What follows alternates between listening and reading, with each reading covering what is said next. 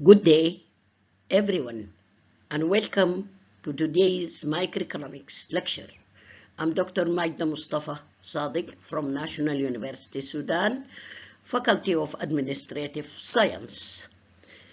Today's lecture focuses on one of the most important topics in production economics, returns to scale, long-run cost, and economies of scale.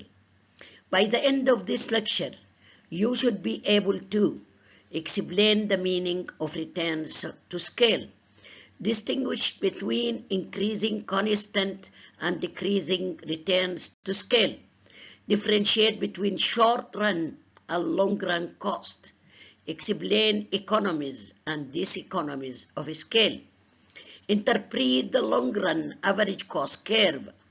These concepts are extremely important because they explain why some firms become highly competitive while others become inefficient as they grow.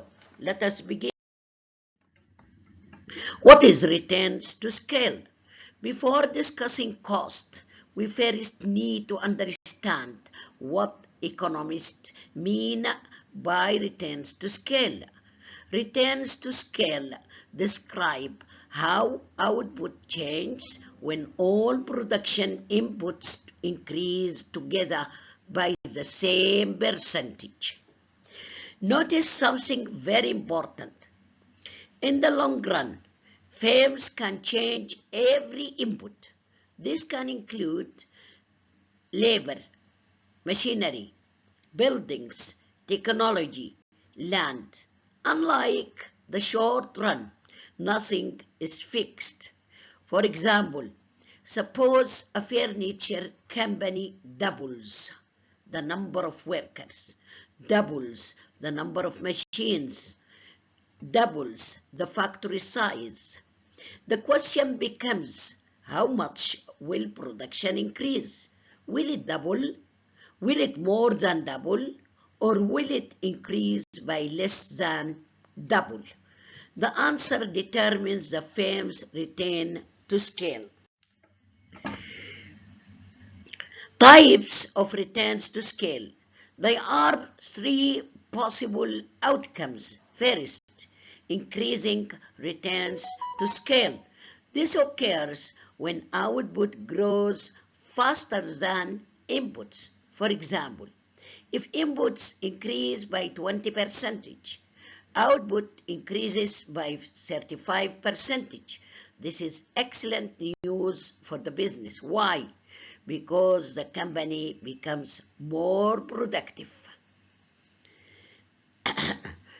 This usually happens because of better specialization, improved technology, efficient management, bulk purchasing.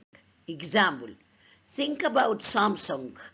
As Samsung produces millions of smartphones, production becomes increasingly efficient, reducing cost per phone. Second, constant returns to scale. SCRS.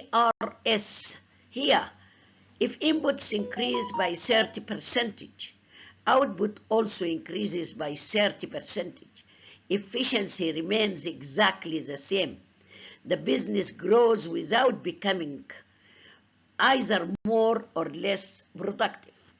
Many mature manufacturing firms operate under constant returns for long periods. Decreasing returns to scale. This is the opposite. Inputs increase substantially, but output increases by a smaller percentage. For example, inputs rise by 40%. Output rises by 20%. The firm becomes less efficient. Common reasons include poor communication, management problems, bureaucracy, difficulty coordinating many employees. Large organizations sometimes experience this challenge. Let us come to economies of scale. Now let us move to a closely related concept, the economies of scale. Economies of scale occur when producing more goods reduces the average cost per unit. In simple words, larger production leads to lower cost. Why? Because fixed costs are spread over many products. Imagine buying one printer for an office. Whether you print higher pages or 10,000 pages, the printer cost stays the same. The more pages produced, the lower the cost per page. This is the basic idea behind economies of scale. Let us take a real-life example, Amazon. Its automated warehouses reduce labor cost and improve efficiency. Walmart purchases products in enormous quantities, allowing suppliers to offer discounts. Toyota uses highly efficient assembly lines to reduce production costs. Samsung produces electronic devices in massive quantities, reducing average manufacturing cost. These companies became global leaders partly because they achieved economies of scale. Look to the formula to the left of the real-world examples. Average cost, AC, equal total cost divided by quantity of output. So if the quantities of output increases, the average cost falls. This is when economies of scale are achieved. Cost in the short run. Now let us compare the short run and the long run. In the short run, at least one production factor is fixed. This creates two types of cost. Fixed cost. These remain constant regardless of output. Examples include rent, insurance, permanent salaries. So even if production stops, these costs still exist. We have also variable cost. Variable costs change as production changes. Examples include raw materials, electricity, hourly wages. The more products a company makes, the higher these costs become.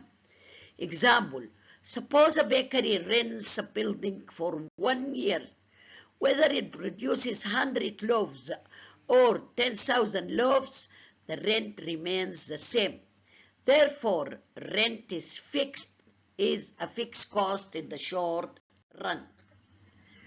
Long run cost. Now we move to the long run. In the long run, every production factor becomes variable. The business can move to another factory, purchase more equipment, hire additional workers, expand production, reduce production. Because firms can adjust everything, there are no fixed costs in the long run. This is flexibility allows firms to operate at the most efficient scale. Example, when the bakery's 1 year lease expires, the owner may rent a larger building, build a new factory, relocate. Therefore, rent is no longer fixed. The relationship between short-run and long-run average cost. Now let us understand one of the most important graphs in microeconomics. Every factory has its own short-run average cost curve, or simply we write it as SRAC. When firms expand, they move from one factory size to another. Each factory has its own short-run average cost. The long-run average cost curve, or LRAC, is formed by connecting the lowest points of many short-run average cost.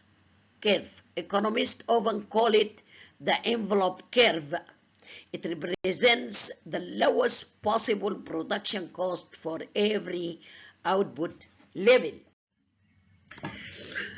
Look to the curve, the long-run average cost curve. Let us interpret this graph. The long-run average cost curve usually has a U-shaped. There are three sections. First section, the curve slopes downward. Average cost decreases. This represents economies of scale. As output increases, average cost decreases. And this is what we call economies of scale. In the middle section, the curve becomes nearly flat. The average cost remains constant as output increases. The firm operates at its most efficient size. The final section, the curve slopes upward as output increases. The average cost increases. This represents diseconomies of scale. This graph summarizes the entire production process in the long run. These economies of scale. Now let us examine why costs begin increasing. These economies of scale happen when firms become too large. Growth begins creating inefficiency. There are several reasons. Managerial diseconomies. Managers struggle to supervise large organizations. Decision-making slows. Communication becomes more difficult. Labor diseconomies. Employees may become less productive because of overcrowding, lack of motivation, or excessive specialization. Material diseconomies. Large firms require more complex purchasing systems. Transportation costs increase. Coordination becomes more difficult. As a result, average production costs begin rising. Now let us check our standing. You have to answer the following questions. Returns to, for example, the first question, what are returns to scale? What are returns to scale? These are true-false questions. True-false questions. Okay, so you have to solve it and upload it to my page. You have 10 true-false questions.